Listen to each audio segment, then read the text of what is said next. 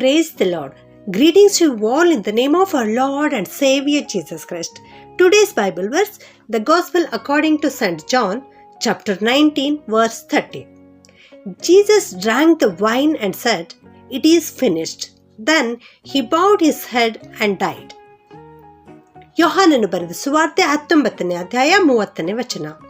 ಯೇಸು ಆ ಹುಳಿರಸವನ್ನು ತಕ್ಕೊಂಡ ಮೇಲೆ ತೀರಿತು ಎಂದು ಹೇಳಿ ತಲೆಬಾಗಿಸಿ ಆತ್ಮವನ್ನು ಒಪ್ಪಿಸಿಕೊಟ್ಟನು. ಇದು ಯೇಸು ಸ್ವಾಮಿ ಶಿಲ್ಬೆ ಮೇಲೆ ಆಡಿರುವ 6ನೇ ಮಾತು, ತೀರಿತು ಎಂಬುದಾಗಿ. ಹೌದು, ಇಲ್ಲಿ ಯೇಸು ಸ್ವಾಮಿ ತೀರಿತು ಎನ್ನುವಂಥ ಧ್ವನಿಯನ್ನು ಎತ್ತುತ್ತಿರುವಾಗ ಇದು ಒಂದು ಜಯೋತ್ಸವದ ಕೂಗು ಆಗಿದೆ ಪ್ರಿಯರೇ.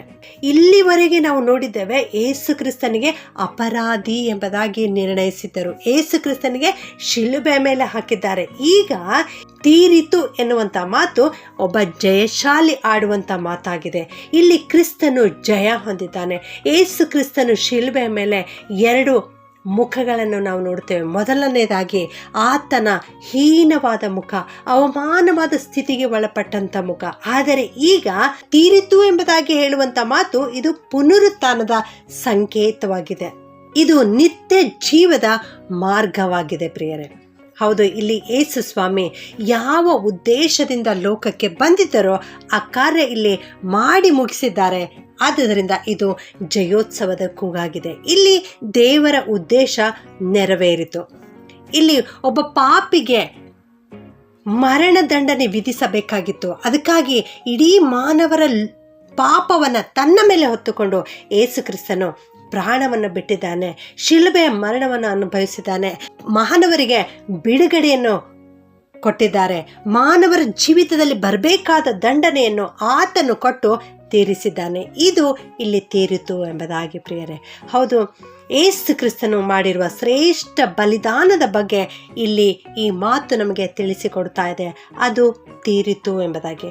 ಆದಾಗ್ಯೂ ಯೇಸು ಕ್ರಿಸ್ತನ ಬಾಧೆ, ಯೇಸು ಕ್ರಿಸ್ತನ ಅವಮಾನ ಇನ್ನೂ ಮುಗಿಯಲಿಲ್ಲ ಪ್ರಿಯರೇ. ಯಾಕಂದರೆ ತನ್ನ ಪ್ರಾಣವನ್ನು ಕರ್ತನಿಗೆ ಒಪ್ಪಿಸಿಕೊಡಬೇಕಾಗಿದೆ.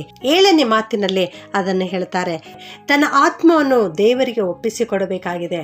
ಇನ್ನೂ ತನ್ನ ಪಕ್ಕೆಯನ್ನು ಬರ್ಜಿಯಿಂದ ತಿವಿಸಿಕೊಳ್ಳಬೇಕಾಗಿದೆ ಮತ್ತು ಆತನ ಎಲುಬುಗಳಲ್ಲಿ ಒಂದೂ ಕೂಡ ಮುರಿಯದಂತೆ ಕಾಪಾಡಿಕೊಳ್ಳಬೇಕಾಗಿದೆ. ಮತ್ತು ಆತನು ತೀರಿದ ಮೇಲೆ, ಸತ್ತು ಹೋದ ಮೇಲೆ, ಮರಣ ಹೊಂದಿದ ಮೇಲೆ ಪುಷ್ಟರ ಸಂಗಡ ಸಮಾಧಿ ಮಾಡಬೇಕಾಗಿದೆ. ಈ ಎಲ್ಲ ಕಾರ್ಯಗಳು ಇನ್ನೂ ಇವೆ ಪ್ರಿಯರೇ. ಹಾಗಾದರೆ ಏನು ತೀರಿತು?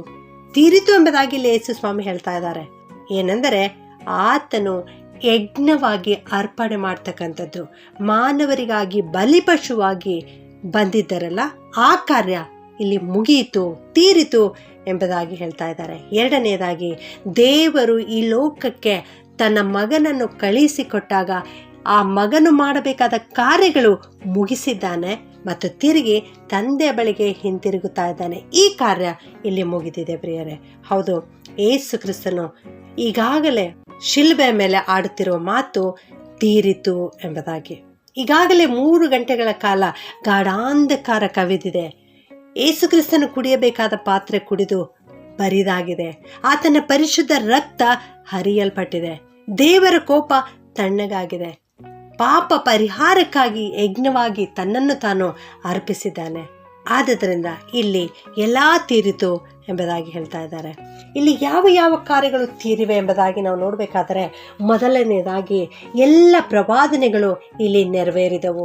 2ನೇದಾಗಿ ಆತನ ಬಾಧೆಯು ಇಲ್ಲಿ ಪೂರ್ಣಗೊಂಡಿದೆ.